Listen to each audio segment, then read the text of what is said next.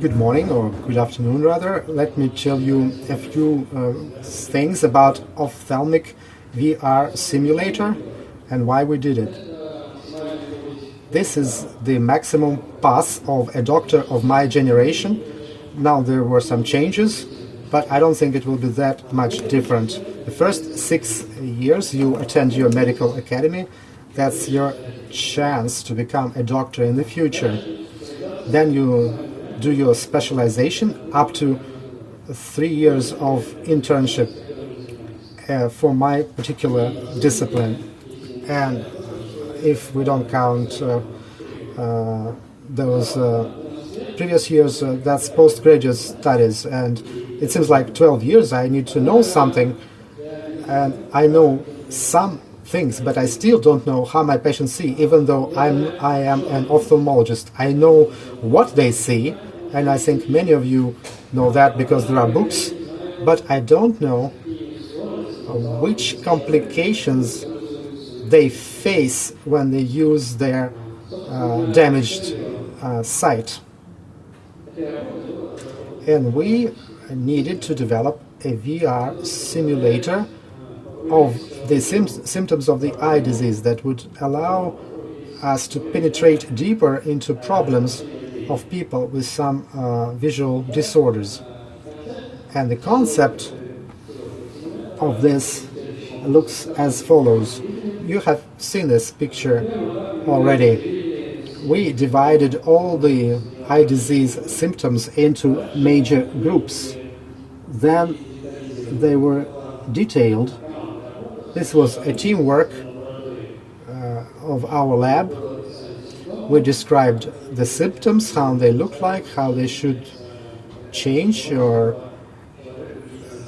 adjusted so that we could switch from pathology, one pathology to another. And Samara State Medical University was working on the software. We have digitized the symptoms and we combine it with a picture that this person sees in the goggles, and that's like augmented reality that they see through the eyes of a person with damaged eyesight. That's what he sees in reality. There's a backpack with a personal computer, there is a camera, there is a headset, and this portable idea. Well, the idea was not to use any wires, so that a person can go through different places, go out in the street, and not to have any difficulties that a person using wires would have. So this is the interface.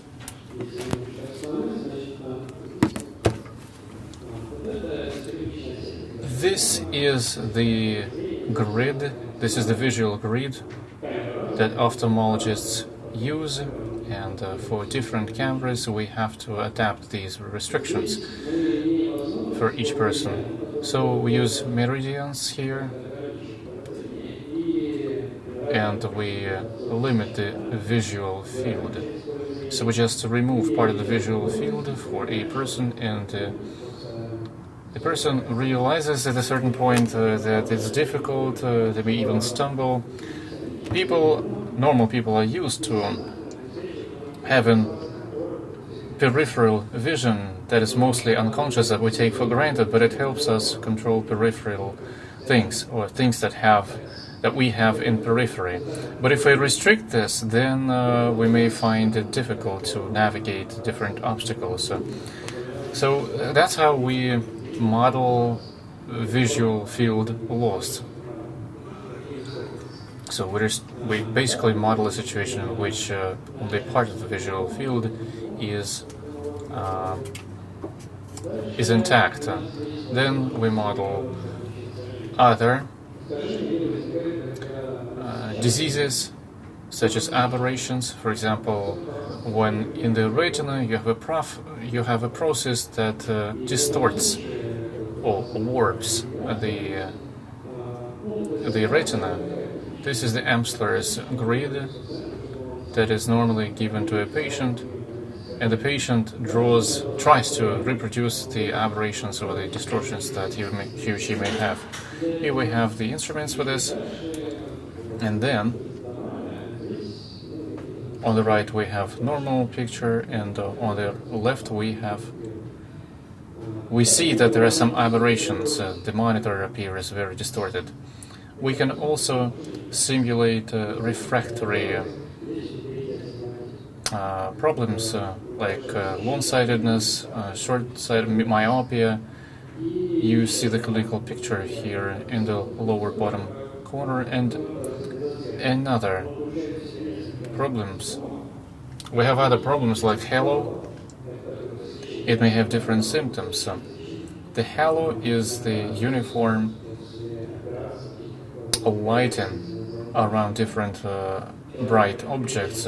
You may have it after a laser eye surgery, and this is a big problem, especially for drivers when somebody drives and the oncoming cars really create a problem for the vision. You have also rainbow halos, rainbow flares. They are very characteristic for certain eye problems, and also starbursts, so-called starbursts.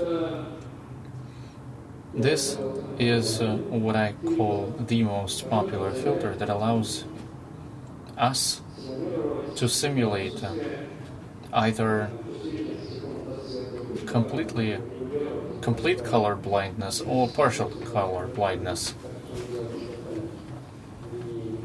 So people that are blind, they are mostly insensitive to red color. We tried the system in different places, and very often people ask, can I use these filters to see like a colorblind person? So people like to put this on and to see what it's like to be a colorblind person. Also, I'd like to talk about retinal implants. Our software allows you to imitate retinal prosthetic devices. For example, in Argos 2 you have a 10 by 6 array, and each circle stimulates a certain number of cells. We stimulate with electricity, and electricity in fact goes in all directions through the tissue, and we don't know that that under each electrode we have the same number of cells. This is what we have. Prima. It's hexagonal. Here you don't see that you have a dog, but here from the outlines you may infer that you're seeing a dog. You can flexibly set the parameters in the filters. Let me go to the visual fields here. In each of the meridian we can measure, we can make changes, and I can tell you about this first filter. The filter allows you to narrow visual fields. You can get sharp edges, you can get blurred edges, you can create translucent aberrations, and the second part is local loss of vision. For example, we have data from one patient about the visual field, then we put it on against a grid, overlay it on the grid, and then you can combine it with different filters. So, for example, we can add aberrations and distortions, and then we try to reproduce it in a virtual reality.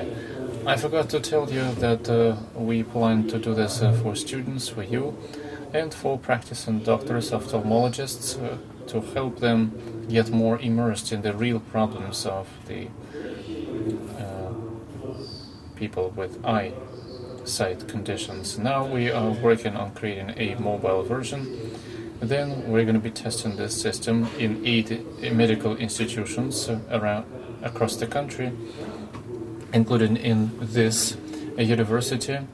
When we're finished, we'll come back to you and we will allow you to try using this device, try navigating this space.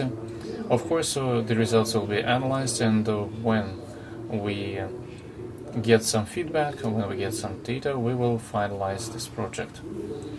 And in conclusion, since this process is still very much in the works, we don't have a lot of statistical data at this point, at least not in the form that I could share with you, but I can give you some preliminary conclusions.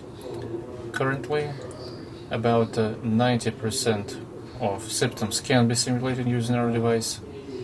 These filters, as I said, they are flexible, they are adjustable. You can create basically whatever you want to monitor a patient's condition.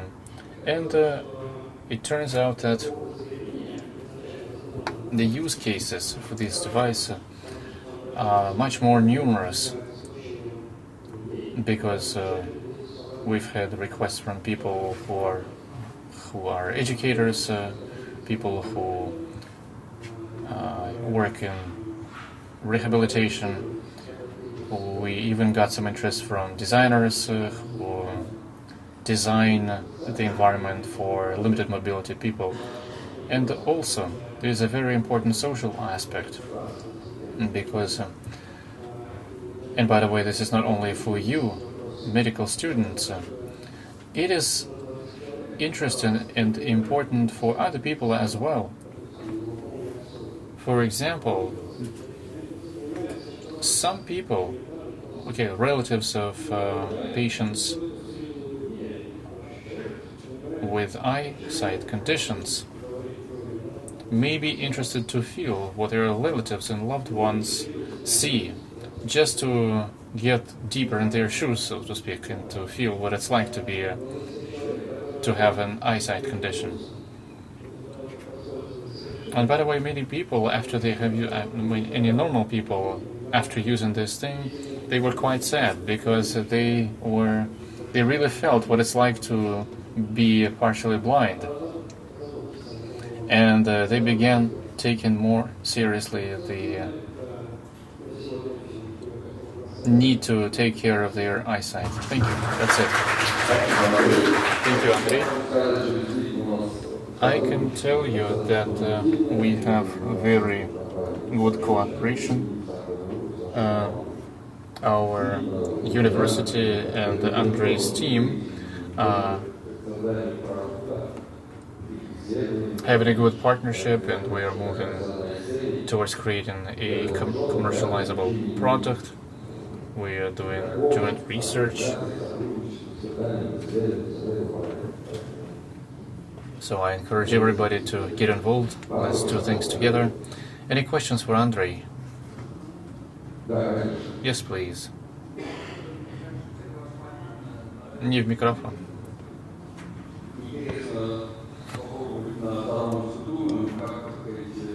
Okay, we can try. We can allow normal, healthy people to feel what it's like to be a blind, but I don't see any practical use case. Yes, of course, you can. Yeah, you can allow people to feel what it's like to be in the shoes of a blind person. But on top of that, on top of helping people with social adaptation,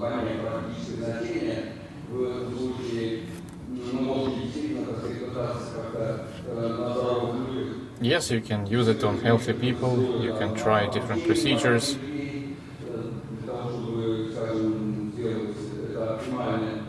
You can help optimize certain methodologies and techniques on healthy people. However, when part of the visual field is lost, how is this going to help you design treatment? I think probably you mentioned this, but I didn't hear it. Okay, let me start from the last question you asked. This is not for patients, this is for people with good eyesight. This is mostly for this is mostly for relatives. But if I'm a doctor, I can understand what it's like to be in the patient's place. And I can advise, when I know this, I can advise patients what they need to pay attention to in order not to make certain common mistakes.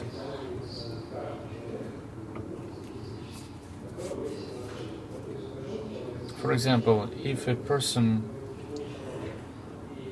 has retinal problems, for example,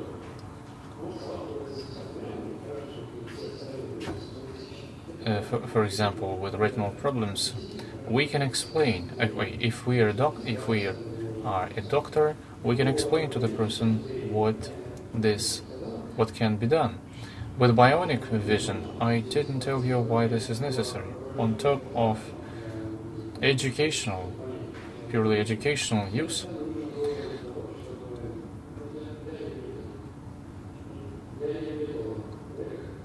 this is necessary. This can be very useful for rehabilitation experts. We only have 2 persons in Russia wearing Argus. For them, this is new eyesight, completely different signal to the brain, and they have to relearn what it's like to see. But we can explain to people what they see. If I can look through their eyes, I can explain certain things. So in other words, it is useful to see through the eyes of a different person.